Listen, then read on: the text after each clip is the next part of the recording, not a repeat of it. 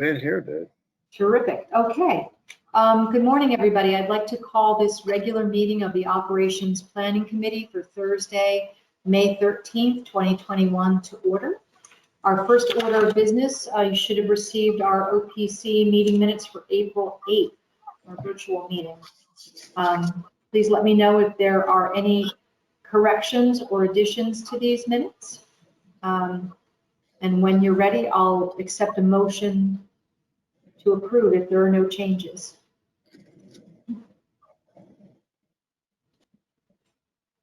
I'll make a motion to move them, Jamie. Thank you, Duke. Second. Thank you, Seth. Any further discussion on the minutes? If I'm not, gonna abstain. I'm gonna abstain since I was not at the meeting. okay. All right, then for the rest of us, all those in favor, please say aye. Aye. Aye. Aye. Great. Opposed? Steve abstains. All right, motion carries. Thank you. Great. So I think that John is coming in, but why don't we get started? Let's get started with Seth. We'll start with you this morning. Well, we had a let's say lengthy meeting of the representative town meeting on Monday night, passed the town budget and some other business as well that had to just get taken care of. So it was not short. We went on, I guess, for 3 hours, but it moved along and we got it done, and we're set to fund the coming year. Coming up in June, we will also have some business having to do with some changes to the Code of Ordinances and nominating. So we have some nominations to do, one for the Technology Committee of the Town of Darien, and then one for the 5 Mile River Commission. So we'll have a little business in June. Okay, thank you so much, Seth. I have a process question for you. I know that there is one issue that's been proposed within the RTM to change some language in the RTM, and I'm asking only because I really don't know the answer to this. Is the RTM able to change things in the charter without any other input from other boards in town? You can make those decisions exclusively as the legislative body? Well, yes and no. I mean, we don't have any money.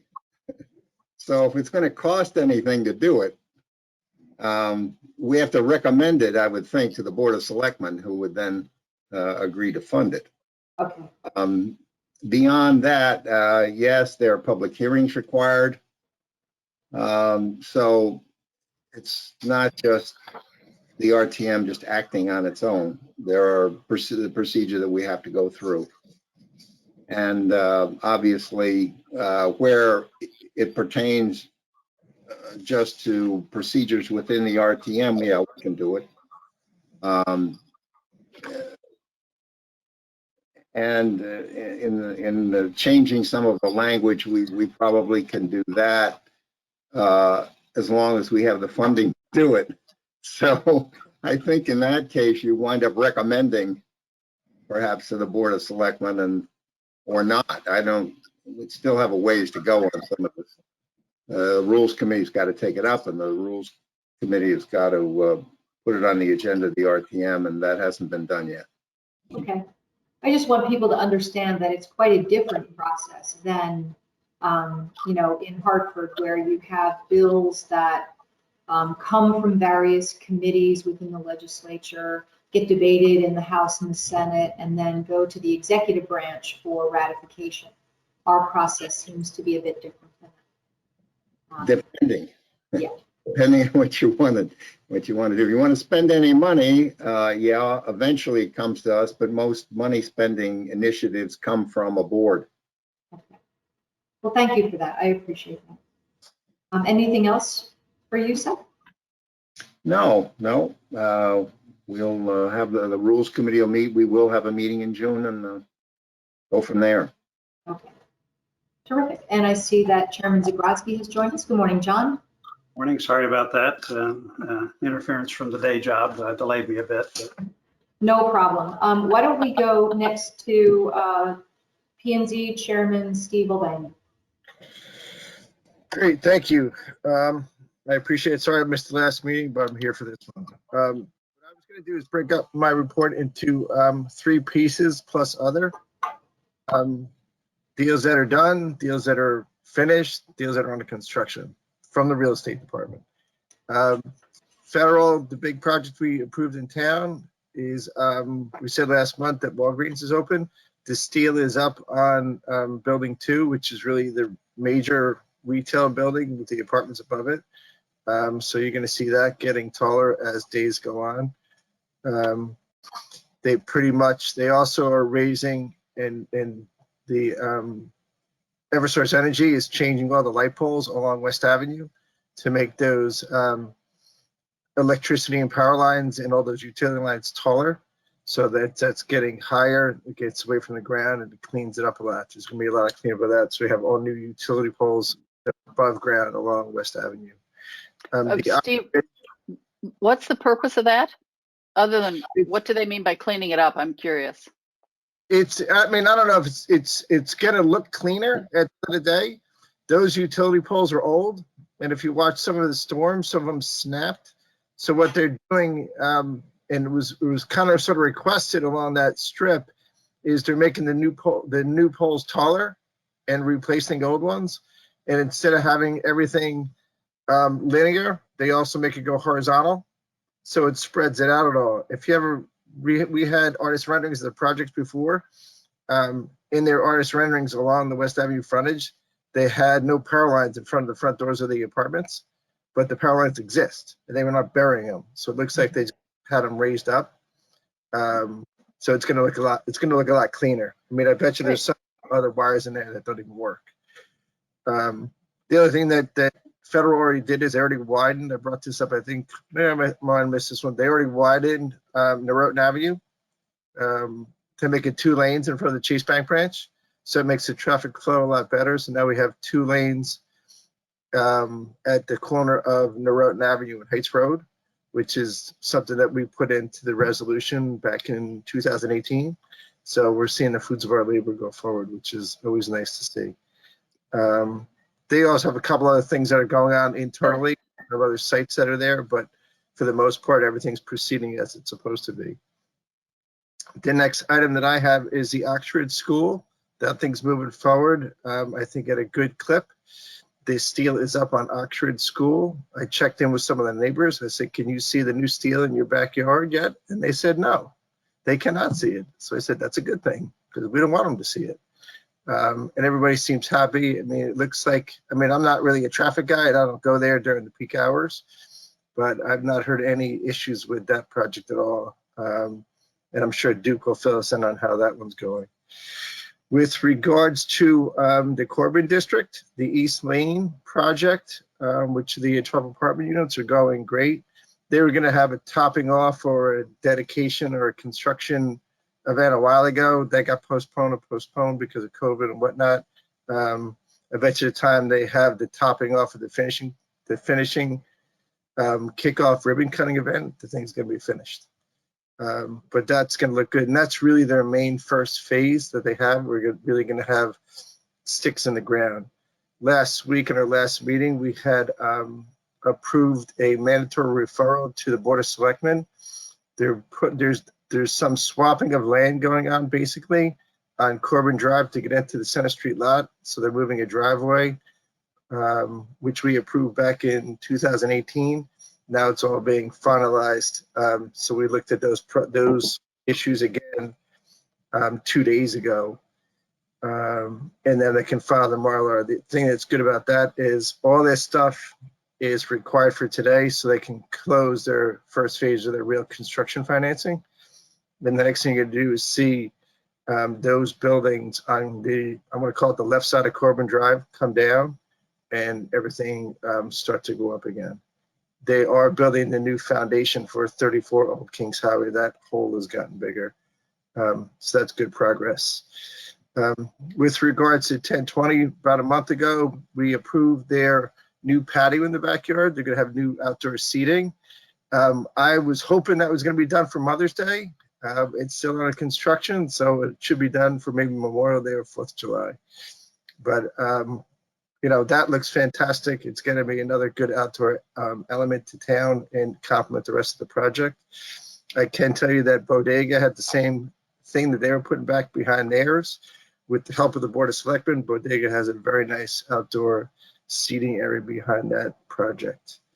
One other small item, 35 Leroy. We approved a change in the resolution so they can put the copy center in the basement, which is to me kind of simple and a great use of the space. The next thing that's on my list is the newest application that we kind of just completed.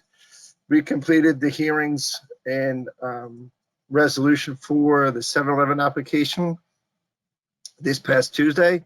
That's a two-piece application. There was a text amendment change request, and then the other piece is the site plan and special permit application. The text amendments that they requested were partially approved and partially denied. Some of the items didn't make sense, and some of the items made great sense.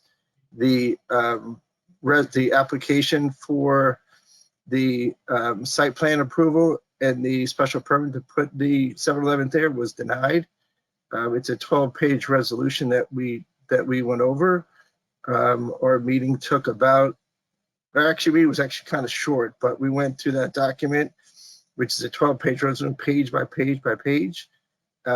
Basically read it to everybody as it went over. We went over it 3 times. So that application, and for both of those, that application is finished for the time being now. They also did have a 7-Eleven, the applicant also had a application in with the ZBA. That application was denied for the ZBA to put a gas station there, and that's being appealed. So we'll see what happens with ours. The other thing that we finished the other night was BMW has a proposed expansion for their facility. It's actually really not an expansion, it's a moving of parts or buildings. They are going to raise 17 garage doors in their project and get rid of them and move that service section over to another building that's going to be raised again with 2 garage doors and about 30 interior bays.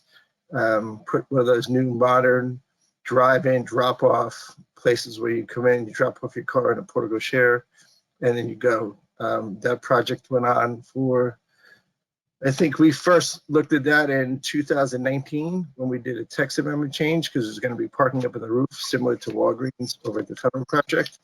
And so that one should go forward. I have no idea when they're going to start construction, but they have a 2-year window to be able to do that. We already talked about the Bodega, and we already talked about BMW. We are not really taking our foot off the gas in terms of stuff that we have in the P&Z department. We have 5 meetings this month. We're supposed to have 3. This month is one of those months where it's 5 weeks, so we get to have 5 meetings this month, which is fun. Our newest things that are on our docket is the people that own Parklands 3. It's a 35,000 square foot office building that's next to Parklands 1, which is now a 101 unit assisted living facility. Just put in a zoning text amendment change to be able to create an overlay district in town that would be able to give the opportunity to the owner to convert that building to residential multifamily housing. This is something that's been going on in the world and in the region in my career for probably over 20 years. I worked on a project on Wall Street, which was an office building at least 20 years ago, because before Kimberly was born. And they want to do it here in Darien again in a district. We also did it once before it's called the Garden Homes Project, where that was an office building that was empty, and it got converted to an 830G, basically studio apartment building. That is in the back. It would also create First, you have to do the text amendment change, but if that ever gets approved, it would create a new entrance to Selleck Woods, Dunlap Woods back in there, which seems like a nice amenity. We also have in our docket. Sorry, Steve, can I interrupt there for a second? Of course you can. Can you just talk a little bit about the text amendment and the fact that if you guys approve that text amendment, it would allow for this kind of development to occur in other places in Darien as well, correct? You're exactly right. I was going to get into it on the next item, but it is Okay. really kind of separate and exclusive. You're 100% correct. The proposal is a floating overlay district where you could put the text amendment would be a new zoning district, which comes an overlay district, which it can be put on other, I'm going to call it suburban non-downtown office building districts. Some of the ones that are affected or in the same district are office buildings on Old Kings Highway, office buildings on Tokenique Road, and then the office buildings over at Thorndale Circle. Those are outside of the main core. Office buildings in today's world that are not in the center of little towns like ours, and even big cities where I work in Stanford that are not in the center core, have very large vacancy problems.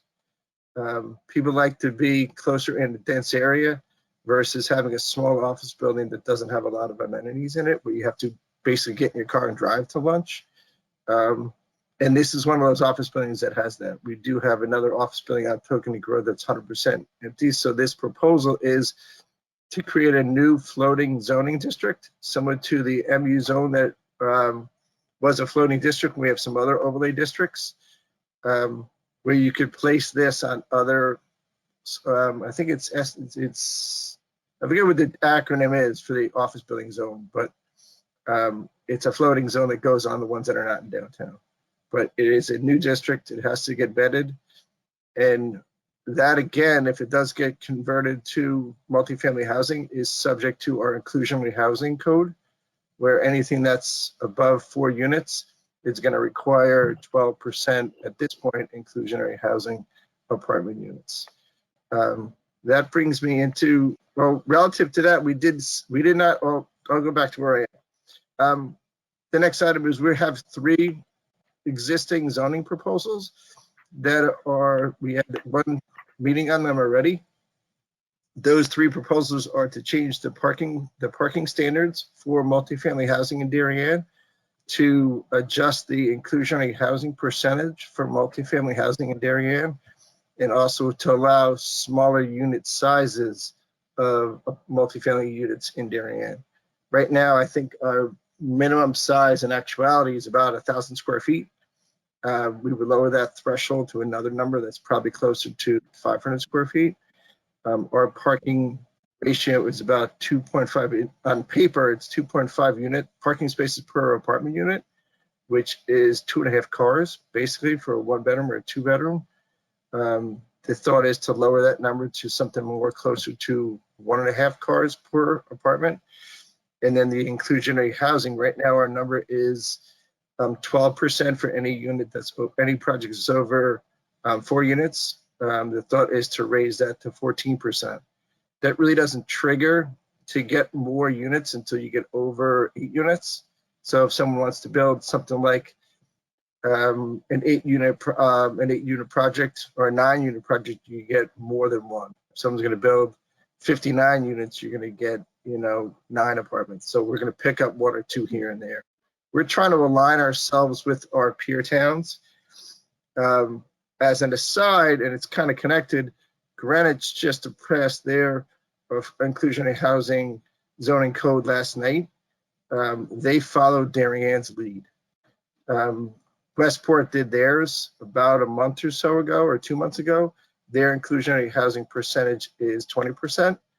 The state mandate for 830G is 30%, but the state mandate for any housing is 10%. So we want to be able to pick up 1 or 2 units where we can and raise the bar a little bit. Steve, can I ask you a question, please? Of course. Did the Planning and Zoning Commission discuss making a modest but impactful adjustment to the language of the inclusionary zoning instead of it reading more than, 12% or 14% of more than 4 units to 4 units or more, so that you can Yes. capture those developments that are, that are 4 units and still have Yes. some affordability built in. But our existing proposal now, and part of a lot of these zoning and text amendment changes that we do, one that I talked earlier about the 7-Eleven application, when you read them for a third time, you find nuances and mistakes that may be in it. Relative to this particular one on the inclusionary housing, it's 4 or more. Once you hit 5, then you have to have an affordable unit. So if you have to do a subdivision with 5 houses on, for argument's sake, 6 acres of land, you have to have this 5th house or 6th house has to be an affordable. It's the same exact thing with apartments or multifamily or even condos. As soon as you hit it, it's more. So yes, that wording, exactly what you're talking about, is also on the docket to get cleaned up. We've always put it in practice there at that number, but I just looked at it again, and I want to make sure it gets cleaned up to be bulletproof and where it reads properly. Did I Okay, answer? I'll follow up with you after this meeting. Okay. Thank you. Relative to that and bringing it back to the overlay district, Mr. Jerry Nielsen, who's a former selectman, he is the owner of Nielsen Companies, which is a big owner of the Thorndale Circle project. He was very much in support of what we are doing on these zoning changes. And he's one of the biggest office building property owners in town because it's a future thing that could happen. His project right now is, I think, 80% occupied. He may have 1 or 2 buildings in there that have a higher vacancy and 1 or 2 buildings in there that are 100% occupied. But we're already getting support for things that we're thinking about doing from people that have a vested interest in stakeholders in town. Well, and good that you've had those conversations. Yeah, we're trying. The other one that is on our Communication, two-way communication. It's great. Yes. Yeah, we try to make sure we have back and forth with everybody on those issues. And also the parkland zone, we laid out the first pieces of the puzzle of the application. We have not had public comment for the most part on those at this point. The Parklands overlay district, that's gonna have public comments in our next meeting. I think it's the 18th. And then we're also gonna have more public comments and more discussion of the 3 zoning changes, either on the 18th or 25th. I forget the exact date. The other item that is still working on is the accessory dwelling units. We have a desire in our town, and we've got many applications for people that want to have accessory dwelling units at their houses. They're mostly from people that have larger house sizes and larger lot sizes, like the 2-acre zones and the 1-acre zones. So that's something that's under review internally inside the Planning and Zoning Department, and is to be on the docket for the P&Z Commission coming up in the next couple of months. I would like to get it done and get it reviewed before the summer, because you do have a break in the summertime, and I don't want to get it, I don't want to start something like this in September and have an election in November. It gets too tight. We're not rushing anything. There's no reason to rush anything, but we want to make sure we're going at a good clip and good pace. The other items that I have relative to other is, I want to hit you with a wow. The first quarter of 2021, we had more planning and zoning applications that they've had in 30 years in our town. I don't know what's going on, but everyone's fixing up their houses. So Mr. Zagroski, who loves the grand list to be big and strong, it's gonna be bigger and stronger. Lots of pools. He can keep, there's more pools. Love records like that. There's more pool applications that ever went in, I think, in the first quarter of this year than they did for the entire 2018. And that's 3 more coming. I think if you want to put in a pool today, it'll be done by Labor Day. So I think you missed your window. Actually, I think I heard that you can't even get in the queue. It's 2 years if you want to put a pool in. Is it really? Yeah, And prices are up Yeah, I by heard that as well. 35%. Wow. Yeah. with that said, I think that our staff is doing a great job. And if this continues, I'm going to tell Mr. Zagrodsky again, you might have to put in another headcount inside the planning zone department, but me, Sorry, you're breaking up. Didn't get that. I knew that was coming. That is always your line. Hey, go ahead. The other thing that's important is we live in a suburban town, the town of Darien. We're outside Manhattan. Our office market, real estate markets are doing great. If you read the papers, housing prices are up, which is a good and a bad thing because you don't want to make it not affordable. Vacancy rates are up. I work at a big real estate company. Investment sales are up for apartment complexes and for office buildings, and also retail's coming back. The thing that's going to be a little bit of a problem is price of materials is going up. The price of wood, according to CBRE's research people, is up 55% in the first quarter of this year. So prices go up for wood. You might have a lag in there. If you did read in the paper reports, New Canaan, Greenwich, and Darien are the top 3 places that are doing the best in terms of real estate in our area.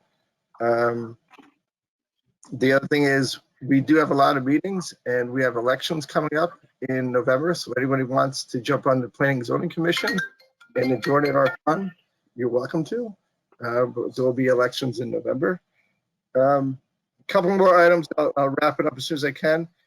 I would actually look to maybe Jamie or Terry relative to the state bills. We're still monitoring those state bills up in Hartford. At this point in time, we've done everything we could do from the Planning and Zoning Commission side of the world. Now it's in the hands of other people. I know there are some rallies that happens. I have to cut my grass and watch my kids' lacrosse games on Saturdays, so I don't get to go to those rallies. But they are getting closer to our town. So maybe you ladies can help us out with that.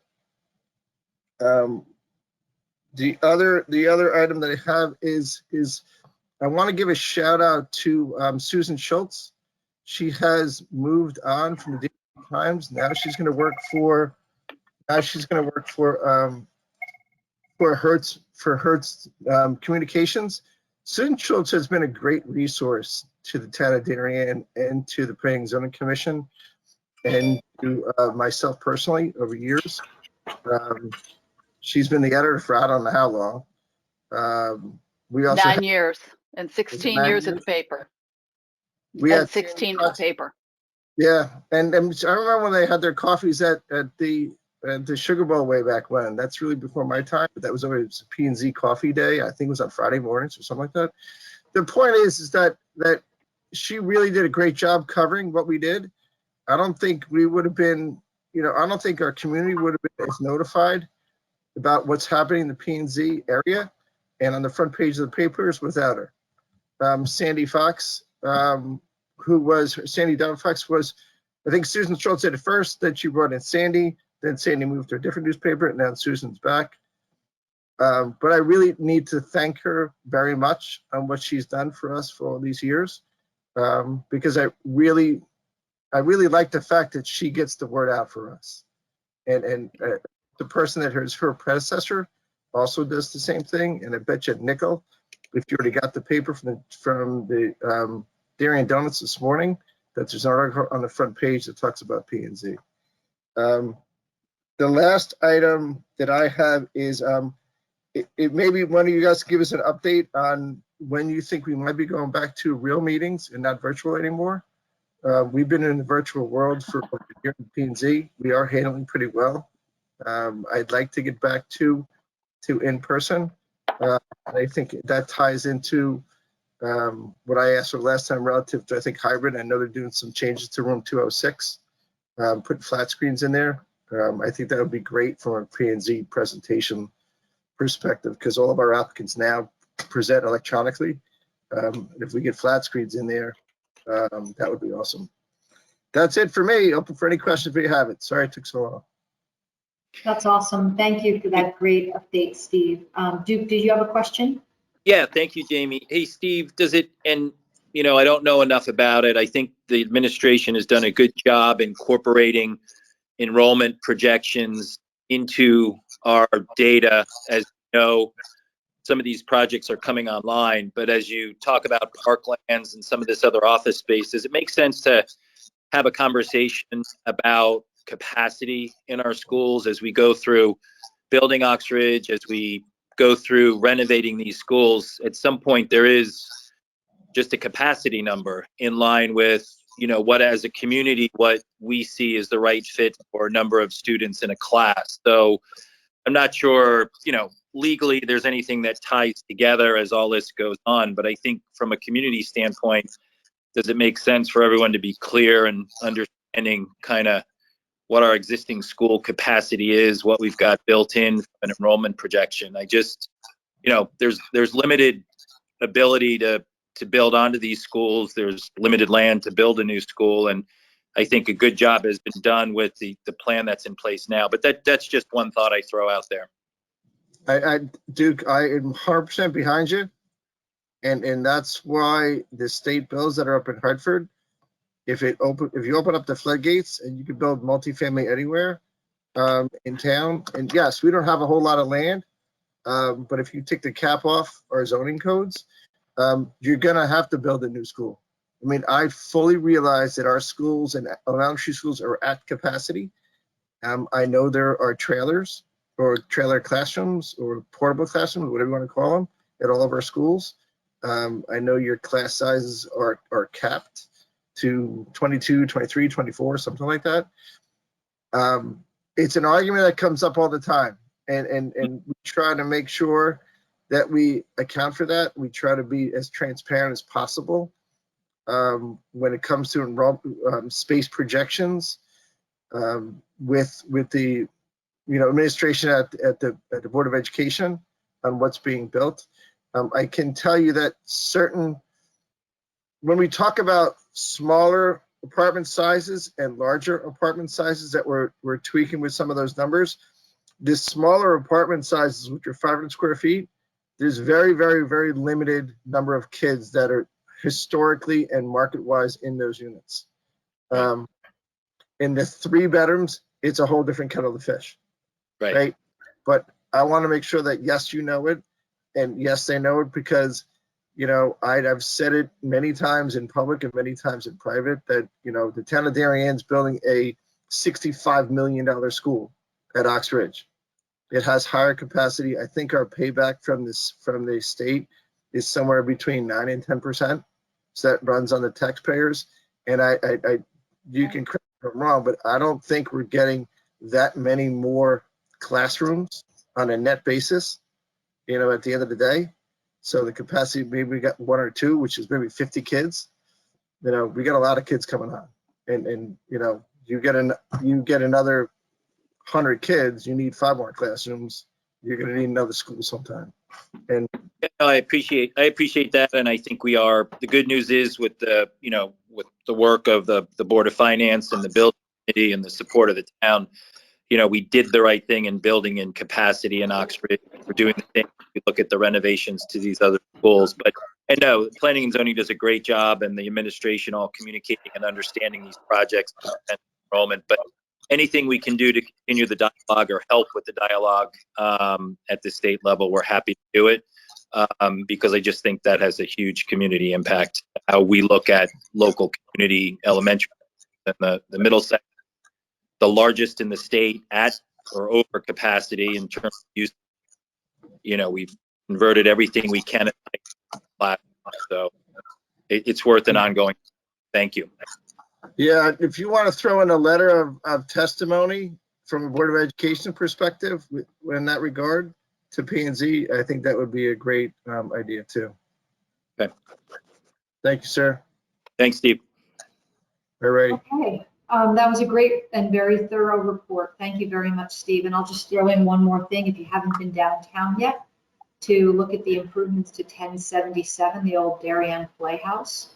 That's really coming along, and I think the tenants, at least a couple of tenants, will be in there very soon. And it's really nice to see those areas off of the Post Road being activated with with small business. So really good stuff, Steve. Thank you. You're welcome. Let's move to Chairman Zagrodzky, Board of Finance. Thank you, Jamie. Again, sorry for being late to today's call. I'll be pretty brief today, simply because we did get through the budget process this year, and as you all have noted, we finished up with the RTM meeting earlier this week on the 10th. And the quick summary is that we ended up with a mill rate of just over 3% higher than what it was last year. And as I would remind everyone, we started this budget process with a proposed mill rate in excess of 7%, and that's versus a flat increase from last year. So really kudos to everyone involved in the process, Board of Selectmen, Board of Education, and really the finance staff as well, who worked together to get the number to where it was. And if you look at all the things that we had to deal with, from union contracts to some COVID expenditures to all of that, everybody did a great job. And one of the things that came out of this process that I would highlight is just some new efficiencies around how we're doing things. So for example, we undertook with the RTM and Board of Selectmen an effort to clean up our reserve accounts this year and change our processes for that.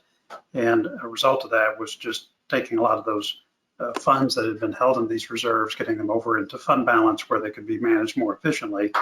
And on top of that, changing our approach to how we finance large fire apparatus and fire trucks of that nature. Historically, we had contributed to a reserve account, and we changed that this year so that those can be bonded in the future. It's on a present value basis. It's a lot more efficient to do it that way, and it frees up those resources. And so all of that, plus taking care to make sure our fund balance was in line with what we needed, we were able to use some proceeds out of that for planning purposes for this year. All those things taken into account got the mill rate down, the increase down to a much more reasonable level. So again, kudos to everybody for that process. Seth, I thought you ran a great meeting the other day. You've become the poster child for how to manage a very large virtual meeting. So kudos to you. I thought it was terrific. Thank you, John. By the way, the RTM is very grateful to you for all the work that you put in over the years. And I think Jack Davis summed it up, but I wanted to add that. I appreciate that. As always with these town jobs, it's a team effort and a privilege all wrapped up into one. So thank you. Just two last points I would make. One is I was thinking about earlier in the week what I was worried about, because now that we've finished this budget process, things will be quiet over the summer and we'll pick things up again in the fall. I'm actually not worried about what's going on in town. I mean, if I look across how things are managed, both for the schools and for the town, and what have been historically sources of trouble in the past in terms of things that could cost money or create disruption, or, you know, it actually, things are running pretty well at the moment. When I hear things from, like you mentioned, Steve, about the school progress at Ox Ridge and all the zoning applications and all these new projects, I mean, it's coming along nicely. It actually looks pretty good. The stuff I worry about is stuff we can do a lot less about, which is what's going on outside of town and how that can impact our community. I think we're all of the collective mindset that we want to do the right thing. We, of course, want to comply with the law, and we're citizens of the state as much as we are citizens of Darien. And so we need to recognize both those realities. The thing that I would point out, though, is that a lot of legislation is not just because of elected officials, but because of activism. So if you go back and look at how things get passed and how decisions are made, yes, elections matter, but what happens between elections matter. And that's why I know Jamie and others have spent a lot, and you particularly, Terry, since you're in the thick of it, have spent a lot of time outside of election time trying to promote and to shape and to educate and to inform. And I would just urge everyone who is listening to take advantage of anything you can to get informed about what's going on in Hartford. And if you want to be part of that debate or have your voice heard, the time to do it is outside the election process, right? Because that's when a lot of these decisions get made and when legislation is shaped. And those legislators do listen to protests and activisms and letter writing. And as a town, If I had to criticize something, I don't think collectively we do nearly enough of that. And so anything I think all of you who are listening could do to get informed and make your voice heard on things that could impact our town, recognizing that we're all citizens of this state, just like everyone else, you would do well to do that. Last point, Steve gratefully stole my thunder on Susan Schultz. I'd add just one thing about her, which is great, which is as friendly as she was and how she took time to get to know all of us, she was a journalist first and still is. And as well as I think I knew her, I still got tough questions. I had to explain things. She held me to account like that. And it was amazing to see someone who could balance collegiality, friendship, comedy, and all that with journalistic professional ethics. And I think she's terrific in every way, and I wish her well. That's all from me. Agreed, John. Very, very lovely sentiments on Susan Schultz. She was all of that. Yep, and still is. Just not, Yep, not at the absolutely. paper. Always will be. It's in her core. Yeah, okay. Thank That's you. it. Anybody have any questions? Let me know. A attitude of cordiality about her, so that, you know, she, as you said, John, she doesn't hold back.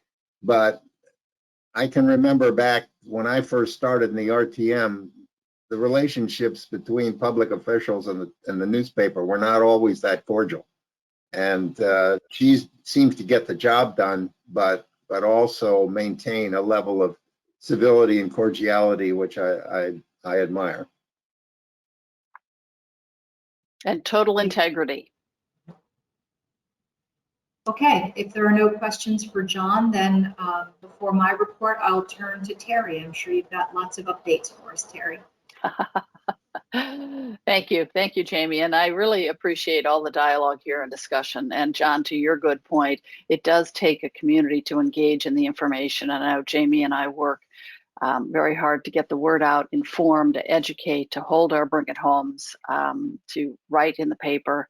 And we're always open. Well, I'll let Jamie speak for herself, but I am always open to hearing from people, answering questions. And it is about hearing what the community wants. It's not what I think is right. It's what the community wants. So we have 4 weeks to go before the end of session. So we are in the full throttle of everything happening in the House chamber. We are up in the Capitol working. Those who are concerned about health or contagiousness from coronavirus are in their offices equipped with laptops that are dedicated to them. The rest of us are over in the Capitol. I'm choosing to spend time in the Capitol. The safety protocols are being followed. The committee work is done, so everything now is happening in the Capitol, and we closed out the budget session in Finance and Appropriations a couple of weeks ago, and I'm on the Finance Committee, and the Finance package does include a couple of things that are concerning. I did write about it in my last op-ed last week in the Darien Times.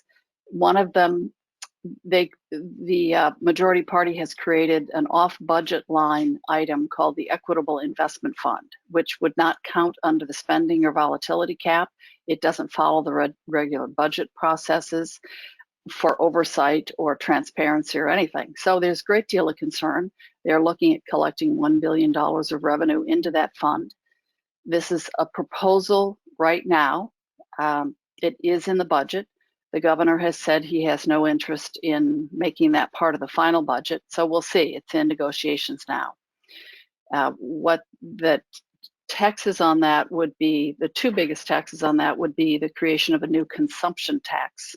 And I did send OFA, or Office of Legislative Research, just finished putting together the budget package, which is House Bill 6443. And I just sent it to you all on this call. So anybody watching can Google it through the CGA website. It's HB 6443. And it's the summary of all the proposals, and it outlines what they are. And this is the revenue side of the budget. The consumption tax establishes a new consumption tax on state residents with federal AGIs of $500,000 or more, ranging from 0.7% to 1.5% of the federal AGI. And it directs the revenue from this tax to the Connecticut Equitable Investment Fund. They also use a new surcharge on capital gains. Excuse me. So for those group of high earners that are already leaving the state, there is a significant outmigration and continues to be a significant outmigration of that population. It doesn't really solve any problem. It creates more problems. The other, on the zoning proposals, those are 1024, which was the bill that had all the zoning proposals in it. And then there were a number of bills that had those same zoning proposals separated out into the different pieces of legislation. The 1024 bill, the transit-oriented development part of that, was taken out before it was voted out of committee. However, I know the proponent of the bill is very interested in seeing that put back in. So that is in limbo and in discussions right now. All of these zoning proposals are still in play. So we will know more. Again, we've got actually 3 weeks and 6 days left. We ended a month ago last night. We will end. So do keep in touch on those because it is essential for your voices to be heard. We will be getting $2.6 billion in the federal government in recovery funds, and there's bipartisan work on that being discussed on how to spend it. I think Jamie has the updated number on what Darien will be getting.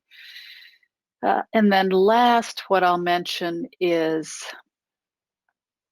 the 2 proposals we just passed out this past week on voting.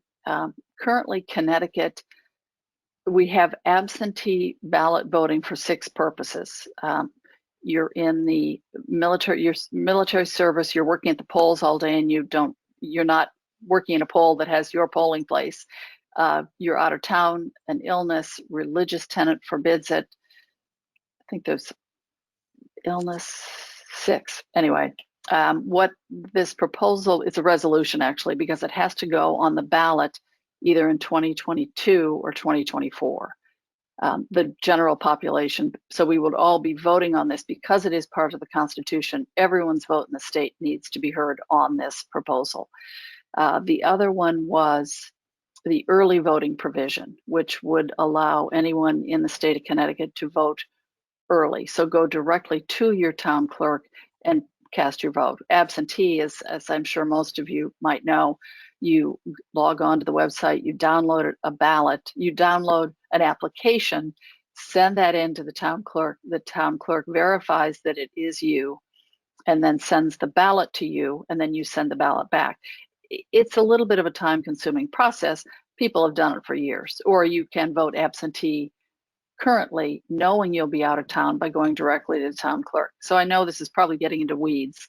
It is important to know because it will be a ballot initiative. Early voting will be on the ballot in November 2022. Absentee ballot voting will be on the ballot in 2024. It takes generally 2 legislative sessions to pass that out, and we passed early voting in 2019. So we had another pass on it Tuesday. So certainly, if for those watching, sign up for my email updates. My information is online, and I look forward to questions and hearing your thoughts. So thank you. Thanks so much, Terry. Does anyone have questions for Terry? Seth, you're on mute, Seth. Sorry, Terry, I'll be quick here, but what baffles me with these folks who want to do transit-oriented development in Hartford is what happened? What do they think happens if you change the fundamental configuration of towns in Fairfield County, which are providing, what, 65% of the revenue? If you change the configuration and change the real estate values, which are the basis for the revenue, how do they think that works? You never hear anybody talk about that. Well, it's a great question. They don't. I mean, it's the same thing with we have out migration of residents. So we are losing residents. Why are we building more housing? And why are we creating more density? Why are we suburbanizing? Why are we urbanizing suburban districts? It makes no sense. For true housing choice, you would completely revitalize the cities. The cities have a lot of joys. A lot of people want to live there. So I think you build the infrastructure and build the services in those cities to be stronger, and then people do have housing choice. It's a great point, Seth. The whole thing is illogical. It feels much more emotion based and sort of theoretic thought or political thought, but it's not based in practicality or pragmatism. Thanks, Karen. My Steve. opinion. Yeah. Yes, Steve. To go back to, I think it's really Duke's point and other people's points. What about the capacity issues for, I mean, this water drought everyone keeps talking about and school capacity? Does that make it into the conversation up in Hartford? No, it doesn't carry meaning. Okay. I've made that inquiry with Aquarium Water Company, by the way, to understand how and if they've been engaged in the conversations on the housing and zoning bills, because they have an application before PURA right now for DEEP to bring more water from Bridgeport down to southwestern Connecticut, because we are annually in drought conditions here, and obviously a significant increase in housing density will exacerbate that problem. And I didn't get a satisfactory answer to that question on how engaged the state has been with Aquarion on that problem. Can I just throw in one more item too, is emergency services, post 53. I mean, I'm told that those guys are stretched. So you add more housing, that's going to be stretched more. I mean, I get it. It's a balancing thing. I mean, I'm on planning and zoning. I get it, but. Well, we have to be very, very mindful of our emergency services. And I certainly want to be ahead of, any challenges to capacity in that regard. My understanding as we have gone through all the approvals for the new developments in town, that capacity for emergency service was not an issue, but that has to be number one priority. Yeah, I mean, but those things were approved in 2018, right? They're being built in 2021, 2022. Mm-hmm. You have that comes on the board in 2022, 2022. It's going to be built in 2025. There's a big, it's an 8-year spread between 25 and 18, that's a long time. So. Yes. Okay, thank you. Any other questions for Terry? We'll look forward to seeing where all this stuff lands, Terry. I have a bunch of things to run through this morning for selectmen. I just want to follow up on a couple things that Terry said in terms of hearing from the community. I mean, let's face it, we're all public servants. We've been elected to represent those that we serve. So absolutely, I and we are all open to hearing from the community, but I'd put a caveat on that. Hearing from the community through appropriate channels, picking up the phone, sending an email, that would be great. Facebook messaging or sending Twitter messages to personal accounts isn't really the best way to communicate, not because it's not a good way to communicate generally, but something could be missed, and none of us really want to miss important messages from our constituents. So phone's best, email's second best, and my door is always open, so you're welcome to come in and visit with me anytime. Let's start first with COVID. Darien is in really good shape with pandemic at this moment. We've had one positive case in the last 7 days. And we had a number of days in the week prior where we had 0 cases of COVID. Part of that, though, to be fair, is because there is a significant reduction in people getting tested. So I want to encourage people, if you're not feeling well, please do get tested. Don't assume that it's a seasonal cold or the flu or allergies or something of the sort. Please go get tested so that you can help protect yourself and others around you. But I think we're moving into a really good situation with COVID. Being outdoors certainly helps. So I'm feeling like there is finally some light at the end of the tunnel. in spite of the fact that the governor has proposed to extend emergency powers until the end of July. We thought they were going to expire on May 20th. That's apparently not the case. It'll now be July 20th. And I do have one question for Terry, trying to understand the language on that. What happens on July 20th if there is a desire to extend further? Is it extended the 180 days or the 60 days if you're not in session? Well, we would be called into special session. Okay. Well, no, with the executive orders, the governor can decide to make them himself. So we would not have to validate those orders. We did these, we had a vote on these because it was a protocol being followed. I don't know if that ends with the session end on June 9th. I would think out of a respectful process, if he wants to extend the orders again, he would call us all in. So we would be called into special session. Okay. At some point in the summer. And I will say all the Republicans voted against extending the special executive orders, along with 3 Democrats. The rest of the Democrats supported the governor in this. Yeah, I can't for the life of me understand how the pandemic has become a partisan issue. Clearly, we should be following the science and the data. I know we have to be mindful of what's happening in the communities around us. You know, we don't live in an island here in Darien, but we have 60% of the population in Darien has received at least the first dose of vaccine. And starting today, that will go up because 12 to 15-year-olds are now eligible to receive the Pfizer vaccine. And there's information posted on the website about the different places where parents can get their kids vaccinated. Here in town, you can go to Greaves or Walgreens. They have the Pfizer vaccine, but you do have to make an appointment because they're obviously small establishments trying to manage the traffic flow. In terms of the budget, I really want to give a shout out to everyone who's part of the process. We have probably one of the most inclusive budget processes of any town that I know.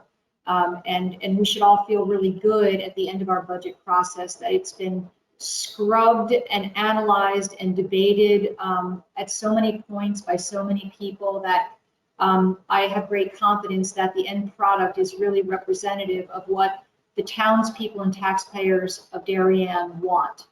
I really want to give a shout out to Kate. I think she did a great job assisting the RTM on Monday night. That was a very complicated meeting. You know, she's become our resident guru on how to manage meetings and put up voting polls, which is exceedingly helpful for the work that the RTM does. I sometimes think that Kate is thinking when I'm calling, oh, it's him again. No, and the prep work that she does in advance of those meetings, you only see the final performance, but there's a lot of preparation that goes into that. So hats off to Kate on that. We didn't talk yet about the American Rescue Plan money that's coming. Interestingly, the town of Darien was originally proposed to get $2.145 million, but hats off to our federal delegation who was able to get the state of Connecticut monies otherwise attributed to county governments. Since Connecticut doesn't have county government, we've got these COGs. They were able to get our COGs recognized as county equivalents for this purpose. And we are getting an additional $4.2 million to the town of Darien as the share of that county equivalent money. So in total, on the municipal side, the town of Darien is receiving $6,359,280 from the American Rescue Plan federal program. I know that the schools are getting, I think I heard Dr. Adley Duke will correct me if I'm wrong, the schools are getting directly about 1.2 million. Is that correct, Duke? $1,025,000. Oh, $1,025,000. Okay. So the rules are beginning to trickle out on how these monies can be spent. I've shared some information with the Board of Finance, and we'll continue to share information. As soon as we have the information that we need, I intend to call a joint meeting of the Board of Selectmen and the Board of Finance so that we can collectively determine the appropriate process, an inclusive collaborative process on how we should be looking to expend these funds. I think we have 3 years to utilize our funds, but it comes with specific rules and has to be generally COVID related, although there's some latitude in that. And we have to report back to the federal government on an annual basis on how we are using those monies. So that's important work that will happen in the very short term. A note on the state budget, I think Terry, you mentioned that the state's getting $2.6 billion. It's interesting to note that 1.7 billion of that is going to plug the budget hole, state budget hole. So I'm eager to get a little bit more information about that from the state's perspective. On a more local level, I'm sure you've already heard that the fireworks this summer will not be happening. Really sad for me. I love the fireworks, one of my favorite town events. But we would have had to have begun raising money for the town fireworks back in January, or asked for a town appropriation for fireworks. Neither of those prospects seemed appropriate this year. The budget was already very tight, and it was hard to go out to our struggling local businesses for donations to town government when they too have had a really rough time over the last year. So we'll look forward to next year welcoming back the town fireworks. The Parks and Rec Department is going to find other ways to recognize the July 4th holiday. So stay tuned on more information about that to come. We are now going to begin to celebrate our bicentennial events that have been put on pause. No reason why we can't celebrate the 2020 bicentennial in 2021. So coming up is on June 4th, there's going to be an event at Weed Beach that will be a combination Parks and Rec bicentennial event, followed closely with June 12th is our actual town birthday. So that will be Heritage Day. And then there'll be another event in the fall. And hats off to the Bicentennial Committee, Al Miller, Maggie McIntyre, and their whole crew who has continued to work through this past year to get ready for the events coming up. Very exciting, happy that that's all happening. Haven't heard yet about the Push and Pull Parade. The Board of Selectmen has not received a request for that parade, but we are cautiously optimistic that we will be holding a traditional Memorial Day parade this year. We've made that internal decision to move forward. We're just waiting on some final approvals from Goodwife Shopping Plaza. The flyover is already scheduled, so I'm super happy. That'll feel very normal and good, and it's an appropriate celebration. I'm happy to be able to do that in person. Highland Farm, there's been some discussion about the landscaping at Highland Farm. We are moving forward. We needed a little extra money to take care of some cost overages on some additional excavation work and asphalting the path versus the original plan of stone dust that didn't hold up for folks in wheelchairs. And ADA compliance was important to us. And we needed some money for our consultant to do continued neighbor outreach with the landscaping plan. So that plan will be finished up this summer. We're hoping that we will do our plantings in the fall. We received a steep grant from the state of Connecticut, $92,000, to help us buy plants and to facilitate the installation of a piece of the pollinator pathway, which is super exciting. And we will be looking for ways to screen the seasonal porta-john that has been put out there. I know that's a concern of the neighbors. Don't blame them on that. So there'll either be some landscaping or another way of sort of shielding that from view. Let's see.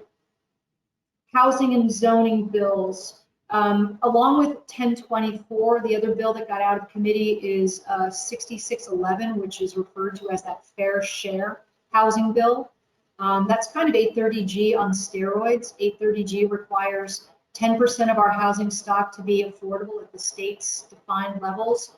the fair share bill actually would raise that for the town of Darien to 20%. And really important and concerning is that it includes language that anyone who is concerned that we're not making positive steps toward meeting that goal can sue us. And we can have to pay judgments against those lawsuits for not attempting or making good enough effort to achieve the housing goals. So I will be very eager to see where Governor Lamont falls out on some of these housing initiatives. The other bill to be mindful of is that there is a study that requires Connecticut DOT to identify locations throughout the state where development, specifically affordable housing development, is appropriate on state-owned property. So that TOD component of 1024 has really just taken a different form and kind of expanded. So it's not just around train stations, but there could be other state-owned properties within municipalities that in the state's mind could be ripe for housing development. So again, something to be really keeping our eyes on. And last but not least, you might remember Marilyn Van Scheiber. She was our longtime town clerk and a dear close family friend of mine. Marilyn passed away on April 24th. And I just want to extend on behalf of the town our deepest sympathy to her family and to all of her friends. She spent her entire professional career in service to the town of Darien in the town clerk's office, first as deputy town clerk and then as our town clerk for many, many years. So we extend our condolences to her family. May she rest in peace. And Susan Schultz. We've all said a couple words about Susan Schultz. Susan is likely the most fair-minded reporter, journalist, editor that I have ever encountered. She's been provocative in the questions that she asks. She wants to know all sides of an issue. She is always happy to have a spirited dialogue on certain issues, but in the end, the product that she delivered in the Darien Times was always fair and balanced. And it's a great disappointment to me, and it should be for the town, that she will no longer be our editor. But the truth of the matter is the Hearst conglomerate has been really challenging. They took away her powers to write her own editorials. And I think we're seeing now what big media is doing to small town newspapers and journalism.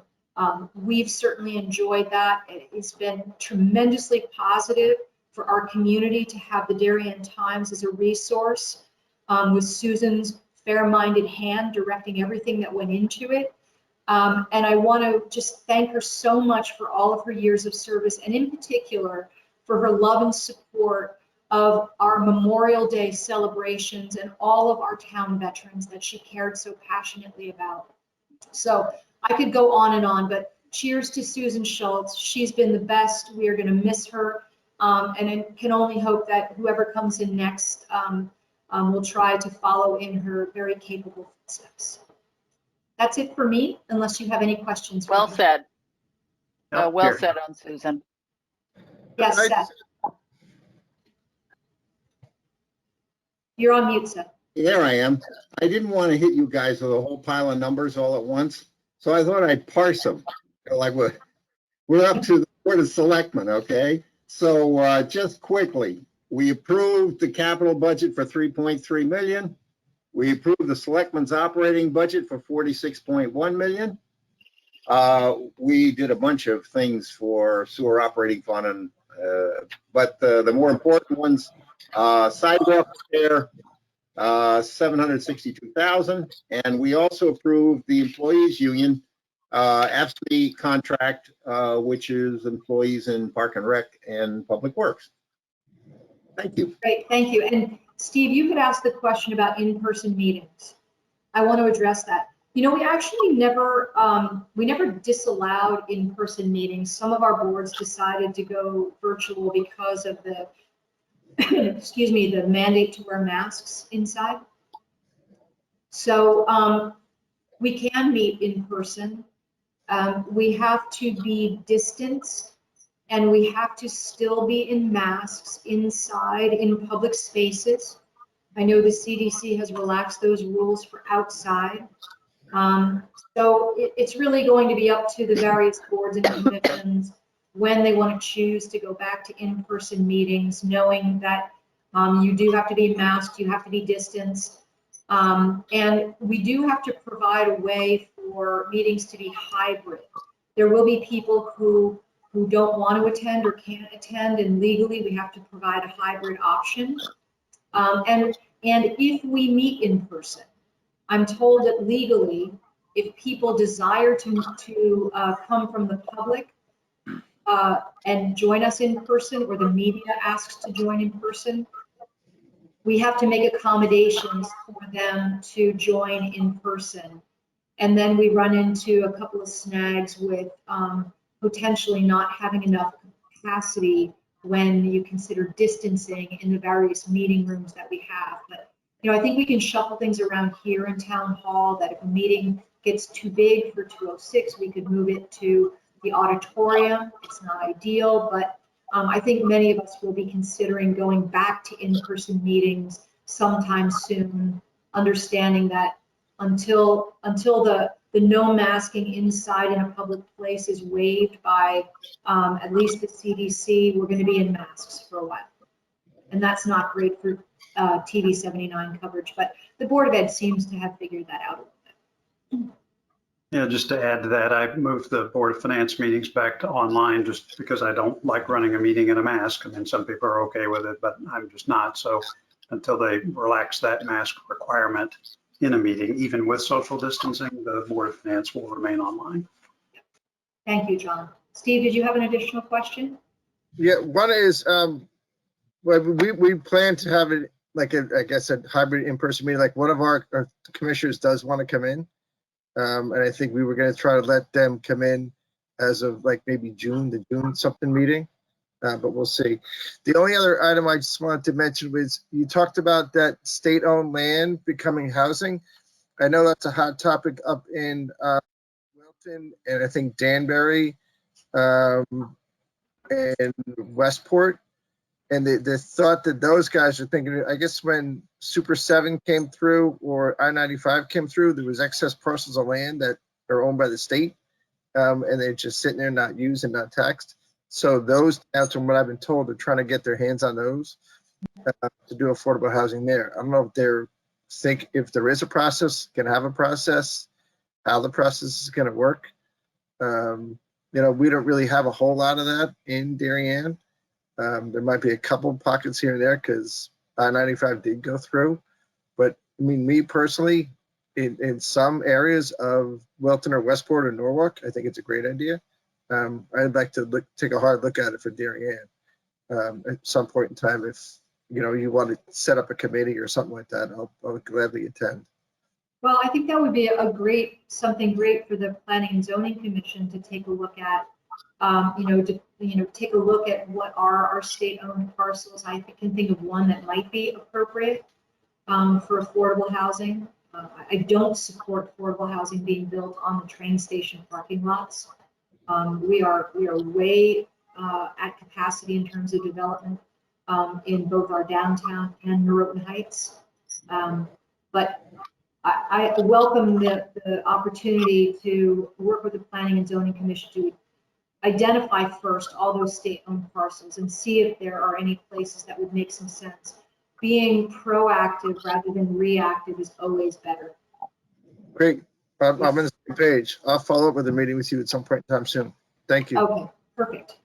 Any other questions or comments for today's OPC meeting? If not, then I will entertain a motion to adjourn. So moved. Steve moves. Second. John seconds. All those in favor, please say aye. Aye. Aye. Great. Have a wonderful day, everybody. Thanks. Thank you. all.